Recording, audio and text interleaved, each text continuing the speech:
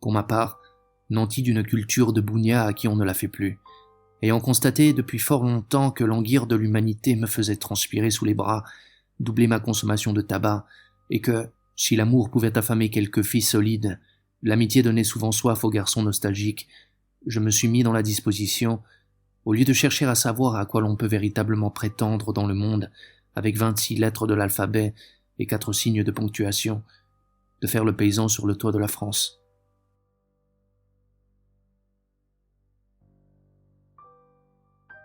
Ne touchez à rien, ça risquerait de soulever la poussière. C'est l'injonction du graveur et du peintre. C'est aussi la prière du pauvre qui se maintient dans la dignité tant qu'il peut se protéger de la crasse et du désordre. Dans nos contrées laborieuses et fières de l'être, repousser la misère d'un regard plus fort que le bras est mal vu. L'homme moderne accepte davantage les tribus désarmés qui bataillent à ramasser ses ordures et se désintègrent dans ses décharges.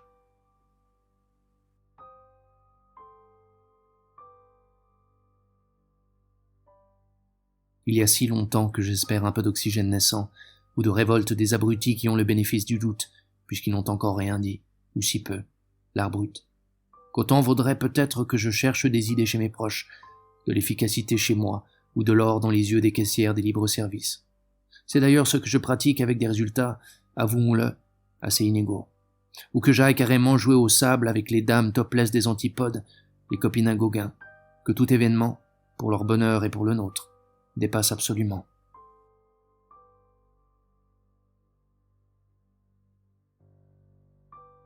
Les jeunes chiens enragés perdent l'appétit pour la gamelle quand ils ont goûté à la chasse aux papillons.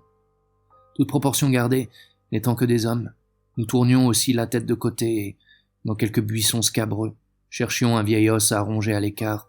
ou par quel bout reprendre quelles études, ou apprendre un métier qui ne compromit pas la fidélité à certains attachements, l'avenir de nos instincts, de leurs dons pour certains.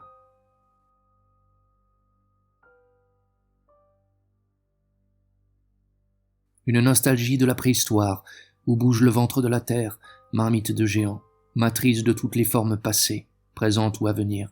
rappelait aussi Tadin, fatigué du nombrilisme comme du politique, de la poésie hermétique comme de l'idéal révolutionnaire, que ses os, c'était avant tout de la pierre, son sang de l'eau, ses idées du vent, ses inventions des découvertes, ses perceptions de la mémoire, le sexe des femmes, le delta du Nil, et j'en passe.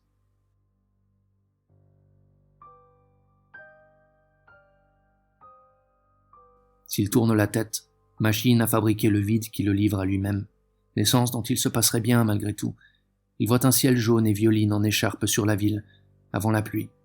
et les antennes de télé alignées sur le toit des immeubles neufs répondent systématiquement à des mouvants épandages de linge coloré aux fenêtres des immigrés,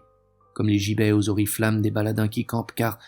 par chance, il y a toujours un peu de vent au fond de l'air, qui soulève un pan de jupe fendu et montre un travers de cuisse, faisant sourire l'inconnu à qui arrive l'aventure dans un éclair d'absolue complicité, décoiffe l'homme apprêté comme au jour de son enterrement et le rappelle à une enfance moins cadrée, et le ravive, soulève une page et la fait tourner, quand on ne s'y attendait plus, dans ces moments moroses où l'on se met à douter, moins de soi, dont l'inintérêt patent donnerait plutôt confiance, que de la capacité d'un monde autoroutier à se laisser encore jouer par les vents porteurs de parfums et de sons, signaux de l'émotion, bagatelles qui animent.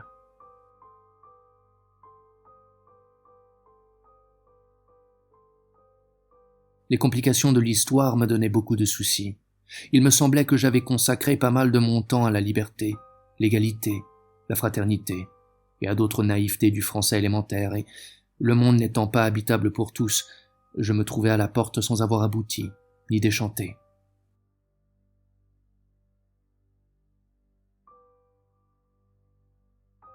Il m'eût été si doux ce soir-là, d'admettre que l'aventure de l'homme et la conscience de son individualité, née d'un accident de parcours biologique selon certains connaisseurs farfelus de l'espèce, renaîtrait cette fois d'un mouvement des nuages, dans la sérénité et l'acceptation de sa nature oiseuse et désirante, avec des vagues mais surtout sans guerre.